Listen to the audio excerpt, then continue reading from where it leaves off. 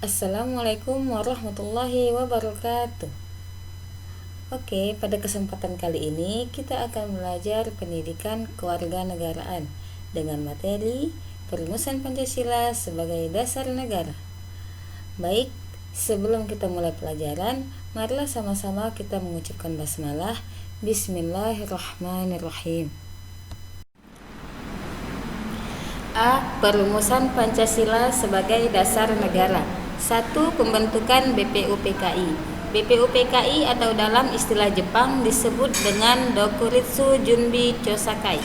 Usulan dasar negara Pancasila dalam sidang BPUPKI digali dari kepribadian bangsa Indonesia.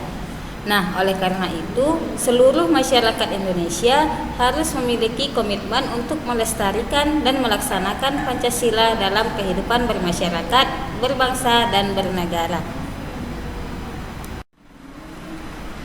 BPUPKI dilantik pada tanggal 28 Mei 1945 dan mulai bekerja pada tanggal 29 Mei 1945.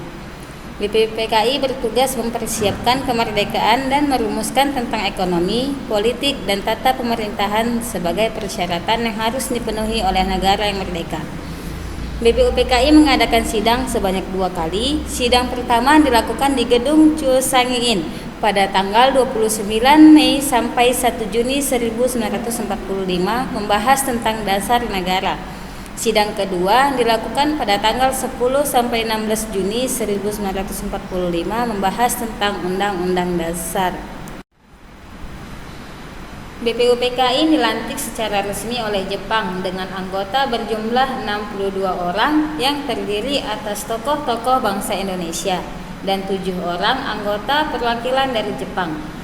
Ketua BPUPKI adalah Rajiman Widyodiningrat dengan 2 orang wakil, yaitu Suroso dari Indonesia dan Ichi Bangase dari Jepang. Yang kedua, perumusan dasar negara. Usulan mengenai dasar Indonesia merdeka dalam sidang pertama BPUPKI dikemukakan oleh Muhammad Yamin, Supomo, dan Insinyur Soekarno.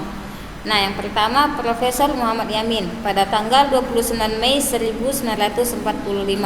Adapun usulan beliau secara lisan yang pertama adalah peri kebangsaan, kedua peri kemanusiaan, ketiga peri ketuhanan, keempat peri kerakyatan, dan yang kelima kesejahteraan sosial.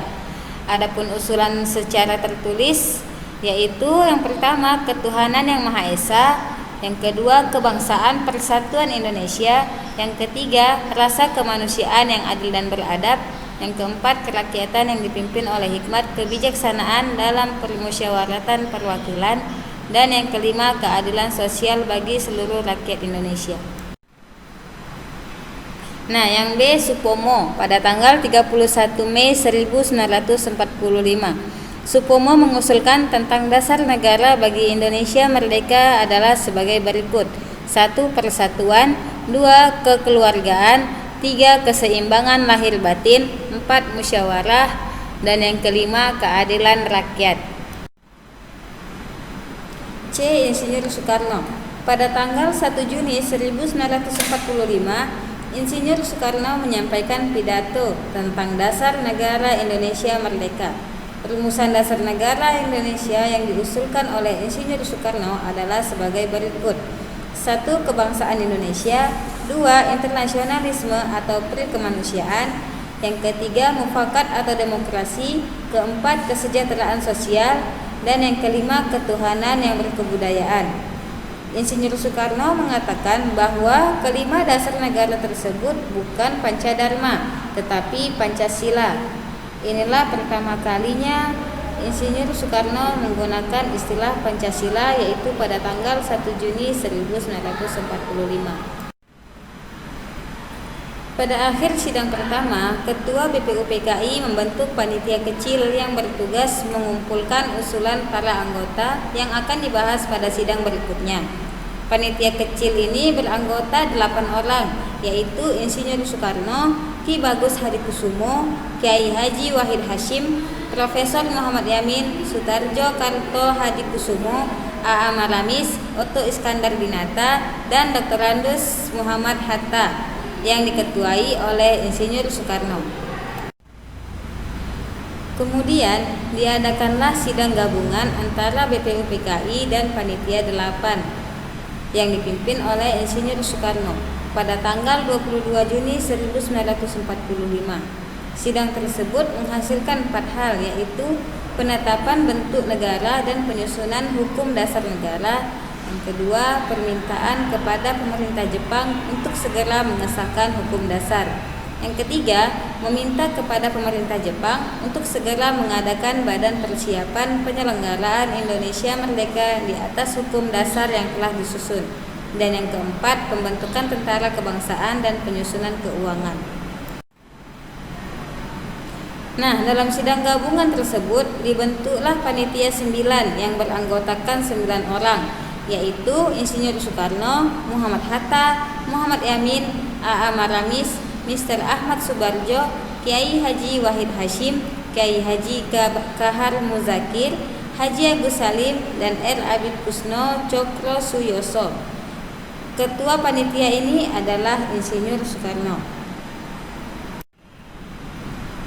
Pada tanggal 22 Juni 1945, Panitia 9 mencapai satu persetujuan tentang rancangan pembukaan hukum dasar atau Undang-Undang Dasar yang diberi nama Piagam Jakarta oleh Muhammad Yamin. Nah, dalam alinea keempat naskah Piagam Jakarta terdapat rumusan dasar negara sebagai berikut. A. Ketuhanan dengan kewajiban menjalankan syariat Islam bagi pemeluk-pemeluknya. B. Kemanusiaan yang adil dan beradab. C. Persatuan Indonesia. D. Kerakyatan yang dipimpin oleh hikmat kebijaksanaan dalam permusyawaratan perwakilan. E. Keadilan sosial bagi seluruh rakyat Indonesia. Rumusan dasar negara yang tercantum dalam naskah Piagam Jakarta tersebut dalam sidang PPKI tanggal 18 Agustus 1945 mengalami perubahan. Rumusan dasar negara yang diubah adalah sila pertama yang berbunyi ketuhanan dengan kewajiban menjalankan syariat Islam bagi pemeluk-pemeluknya diubah menjadi ketuhanan yang Maha Esa. Nah, perubahan tersebut terjadi karena adanya keberatan dari wakil-wakil Indonesia Timur. Oleh karena itu, untuk menjaga persatuan dan kesatuan bangsa, ada bagian yang dihilangkan dalam kalimat sila pertama. Jadi, rumusan dasar negara yang tercantum dalam pembukaan Undang-Undang Dasar 1945 yang ditetapkan oleh PPKI tanggal 18 Agustus 1945 sebagai berikut. 1. Ketuhanan yang Maha Esa. 2. Kemanusiaan yang adil dan beradab. 3. Persatuan Indonesia. 4. Kerakyatan yang dipimpin oleh hikmat kebijaksanaan dalam permusyawaratan perwakilan. Dan yang kelima, keadilan sosial bagi seluruh rakyat Indonesia. Oke, untuk menambah wawasan kalian tentang perumusan Pancasila sebagai dasar negara, silakan salin dan lengkapi tabel di bawah ini dalam kertas lembar. Selamat mengerjakan. Baiklah, sekian pembelajaran kita hari ini. Terima kasih atas perhatiannya. Sampai jumpa di pertemuan selanjutnya. Wassalamualaikum warahmatullahi wabarakatuh.